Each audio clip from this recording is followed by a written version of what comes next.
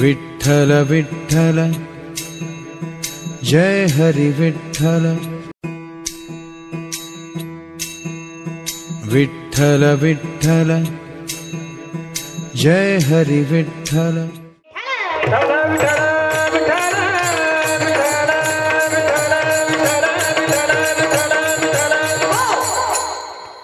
अभंग नाथ महाराजांचा आहे। प्रथमतः अभंगाचा सरळ सरळ भावार्थ आपण पाहू। नाथ महाराज म्हणतात, ज्या व्यक्तीने ग्रंथांचा शास्त्रांचा अभ्यास केला त्याला पंडित पदवी मिळते, पण बऱ्याच पंडितांचे एकमेकांशी विचार जुळत नाही। ते एकमेकांची हेळसांड करतात, निंदा करतात। विद्या झाली संपूर्ण, पंडित पंडिता हेळसण। त्याचप्रमाणे धनवान माणूस धनवान माणसाची हेळसांड करतो। धन झाली परिपूर्ण, धनाट्यासी हेळसण। नाथ महाराज सांगतात, एखाद्याला थोडं जरी आत्मज्ञान प्राप्त झालं तरी तो इतरांबरोबर वाद करण्यासाठी झगडा करण्यासाठी सावध असतो। ज्याप्रमाणे विंचवाजवळ विष अगदी थोडं असतं। विंचू माहितीये ना? विंचू माहितीये का? पुरुष मंडळ एवढा लांब असतो। विंचू केवढा असतो? बचत गट केवढा असतो? एवढा एवढासा। आजी केवढा असतो? ओ नथीवाले आजी, एवढासा। विंचू काय करतो? माणसाला गुदगुल्या करतो, मग माणसं खुदू खुदू हसतात, बरोबर ना? विंचू काय करतो? चावतो। काय करतो? त्या विंचवाजवळ विष अगदी थोडे असते, पण ते विष चढल्याशिवाय राहत नाही।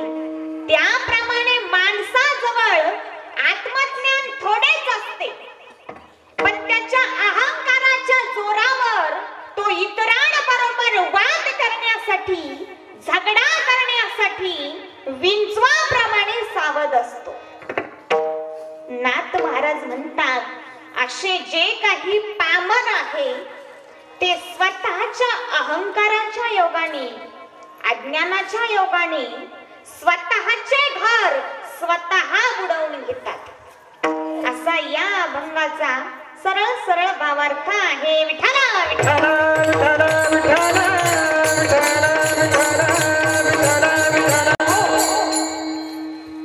लक्ष देऊन ऐका।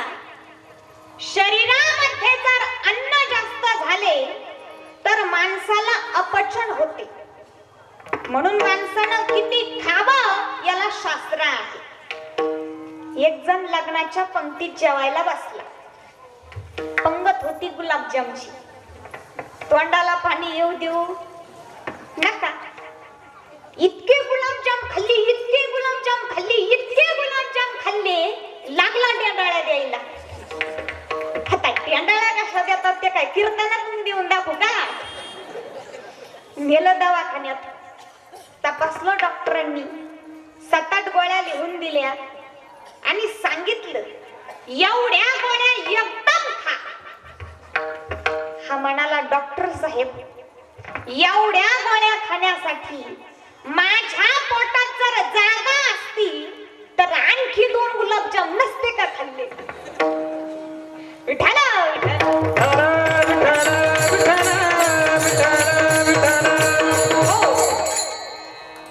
माणसानं किती खावं याला शास्त्र आहे। कोणतीही गोष्ट प्रमाणापेक्षा जास्त झाली की दुःख आहे। इंग्रजीत एक म्हण आहे, excess of everything should be avoided. Excess of everything should be avoided म्हणजे कोणत्याही गोष्टीचा अतिरेक हा हानिकारक असतो। माणसाजवळ धन जास्त झाले माणसाला दुःख? सर्वांनी बोलत जा. दुःख आहे. माणसाजवळ शिक्षण जास्त झाले तरी माणसाला दुःख नाही. शिक्षण जास्त झाले तर दुःख नाही, पण शिक्षणाचा अहंकार येऊन दुःख मिळण्याची शक्यता आहे. आणि शिक्षणाचा अहंकार माणसाला होतोच आणि दुःख मिळतेच. विठाला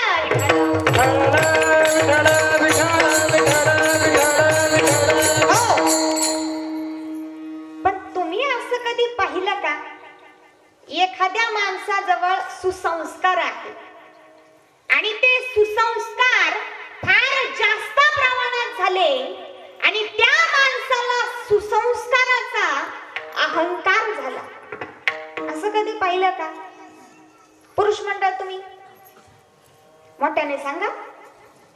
नाही, कारण सुसंस्काराचा अहंकार हा होतच नाही आणि ज्याला अहंकार होतो त्याच्याजवळ सुसंस्कार असतच नाही. म्हणून एक वेळेस अहंकार निर्माण करणारे शिक्षण नसले तरी चालेल. एक वेळेस अहंकार निर्माण करणारे शिक्षण नसले तरी चालेल, पण आज जगाला सुसंस्काराची गरज आहे. सुसंस्काराशिवाय तरणोपाय नाही.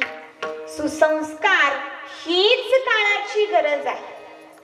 तुम्ही चांगलं लक्ष देऊन ऐका.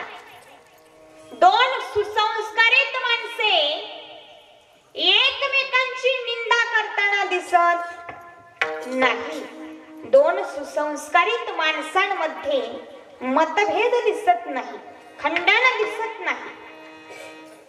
एक संत श्यामगिरी महाराज सांगतात, अरे ज्ञान कथा परा कर्म कियाना, एक ठणी तेरी सार नहीं.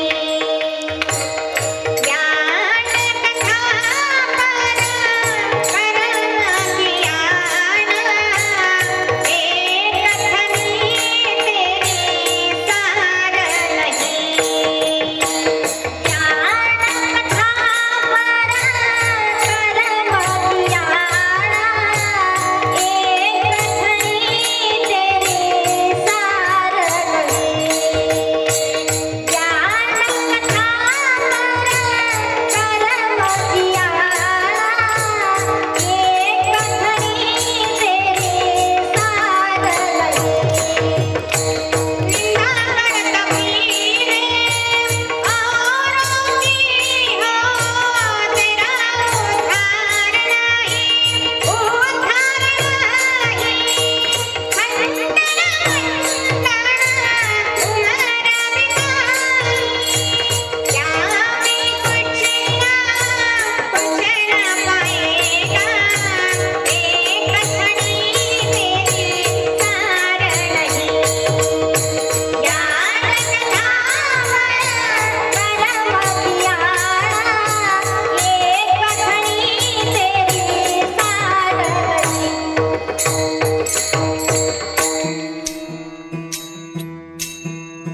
विठ्ठल विठ्ठल जय हरी विठ्ठल. विठ्ठल विठ्ठल जय हरी विठ्ठल.